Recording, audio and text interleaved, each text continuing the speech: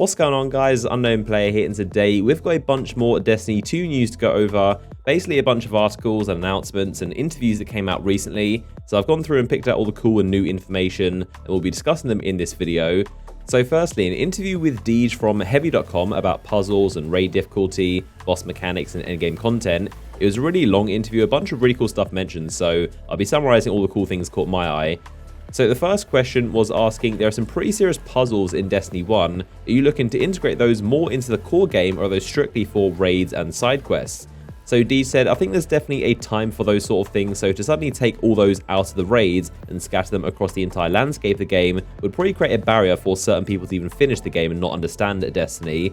He then talked about guided games and how it helps people into groups. They can keep the raids being really difficult and complex and also get more people into them. He then said, we're doing some interesting things with public events and heroic modifiers, so the more you engage, the more you double down on that public event, the more complex it's going to become, the better the rewards will be as well. So we don't want to take the campaign missions and fill them with a bunch of complex puzzles and make people have to understand binary, which is obviously a reference to the Outbreak Prime quest.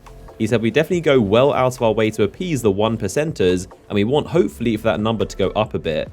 So from the answer, it seems the puzzles are going to be remaining pretty much how they were in Destiny 1, which I think is a good thing. The raids stay really hard and complicated, the campaign is pretty linear for casual players, and then they have guided games, which is a sort of bridge to help people into the raids. So it's a pretty decent compromise without dumbing down the raids too much or making the campaign a bunch more complicated. So the next question was asking, when it comes to bosses, is Destiny 2 looking to introduce more unique mechanics that are tied to specific strikes? And Deej said, strike bosses are certainly more elaborate than a campaign mini-boss, and raid bosses are the ultimate enemies. Sometimes brute strength is required, sometimes an interesting combination, and then he stopped himself and said, I almost spoiled something. So I guess he's alluding that raid bosses are more complicated than just brute force. He then was asked, for the raid and other post-game content, what are you looking to offer players that have completed the story? He said, once you finish the campaign, you're going to find a lot more variety. When you're at a destination, you're going to open the map and it's going to be littered with different things you can do. Adventures are going to tell you more about the destination and characters. Normally you walk up to NPCs in social spaces like the reef or tower, but instead you're now going to walk up to them in destinations and interact with them. There are also more endgame activities other than raids and nightfalls and crucible endgame activities. I think you're going to find that other than the raid, there's a far greater variety of things to do after the final cutscene has played out. Now, he was also asked why they picked the Cabal to be the main enemy of Destiny 2, and he said simply because we've had such little interactions with them in Destiny 1. The Cabal have a lot of untold stories, which is definitely true because we never got a Cabal expansion or ever really learned much about them. And he said they wanted to raise the stakes and give the Guardians an enemy to fight that was more aggressive than anything we've fought before, and this is an opportunity for them to bring the fight to Earth. So next up, I wanted to talk about some info we got from a Bungie blog post that talks about migrating our characters from Destiny 1 into Destiny 2, and it detailed some cool bits of info and stuff we didn't know previously about character customization and the migration process.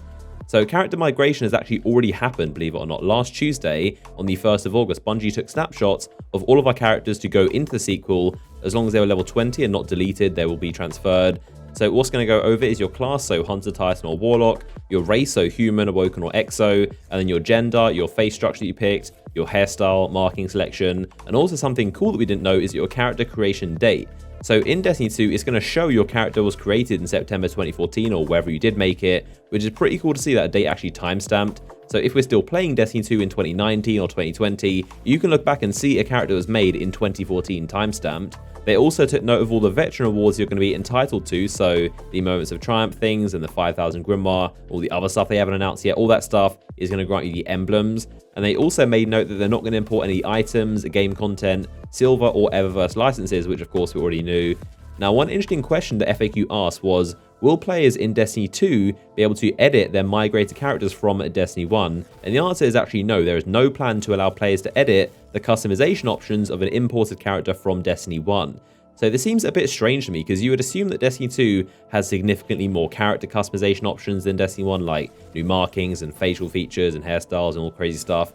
So I guess the old Destiny 1 characters, they're just probably going to look pretty simple and basic and maybe a bit different to the new Destiny 2 characters. But I always thought they'd simply let you edit existing characters or start from scratch. But I guess that's not the case. It's either your old character exactly as they were or a completely new Destiny 2 character. So something else that also went down recently was the quarterly Activision earnings calls that gave us some details from the business side, so pre-orders and numbers and how Destiny 2 is doing. So they said pre-orders for Destiny 2 are an all-time high, which is pretty impressive because Destiny 1 broke records for being the most pre-ordered new IP in gaming history. So Destiny 2 is selling even more than that. There were more players inside the Destiny 2 beta than the Destiny 1 beta. They've also got lots more developers working on the DLC and expansions, and they aren't going to talk about yet what happens after expansion number 2, so we don't know yet if Destiny 2 is going to have a Comet-style Taken King expansion this time next year. So Eric Hirschberg, the CEO, did say how the DLCs are just as important as the main game, Destiny 2 itself, and that's why they're taking it so seriously. So definitely good news for all of us that have been around through the content drought. I know some people find it a bit weird talking so much about DLC before a game is even released, but the community's been literally begging for a roadmap for the past 2 years, so the more expansions, definitely the better when it comes to Destiny, because it keeps the game running essentially. So there was also another pretty interesting interview with Deej about the content inside the beta, and he was asked why the size of it wasn't as big as compared to Destiny 1. So Deej was reiterating how the Destiny 2 beta was not a demo like Destiny 1 was, and this time around I feel like it was just Bungie saying here's 2 maps and a strike, test it, test our servers, make sure the weapon balance is good, and make sure the game isn't broken and the servers can actually handle it at launch. And I think that's an important distinction to make. If you remember the Destiny 1 beta that had patrol on the entire Cosmodrome, you had 6 campaign missions on the Cosmodrome, which I'm pretty sure was all of them. There was also a mission on the moon, you had a strike, a couple of Crucible maps, there was even Iron Banner back in there, which is really funny. You could make your own character and customize it, had a ton of loot and engrams, and some people even got exotics. Like, think of how crazy that is. This is an image of Bad Juju back in the beta, which had Void Burn. So this goes to show how there was way too much content inside the Destiny 1 beta. It was literally a demo, which is obviously not what they did this time around. And even though there were a couple like blog posts and E3 interviews that said it, I think Bungie could have made it a bit clearer, like in-game messages saying this is just a tech test, it's not the final game, and it could have stopped a bit of confusion of people expecting a Destiny 1 style demo. So something else announced today was the official promos going alongside Destiny 2. So Pop-Tarts is a new one, which we don't even have in the UK. I still don't really know what they are. I think they're some kind of sugary snack, but they give bonus XP. So no engrams this one, just an XP boost. There's also the official announcement of the Rockstar promotion, so the energy drink we've heard about before. These give a max of 3 engrams per week, as we know, but we're not sure if they're blues or legendaries or what. And then using the codes is going to enter into prize competitions for custom PS4 Pro consoles, games, and we finally got to see that Destiny-themed motorcycle, which is pretty cool. Also, some other news that came out in the latest Bungie blog post was about the PC beta. So in the Crucible 4 Control, you won't be getting the Endless Veil map on Nessus like on the console beta. Instead, it's going to be on a never-before-seen map called Javelin 4, which is pretty cool, so definitely a reason to hop on the PC beta. It's also going to be a slightly newer build, so it's got some changes and slight increases to super rates and some other things as well.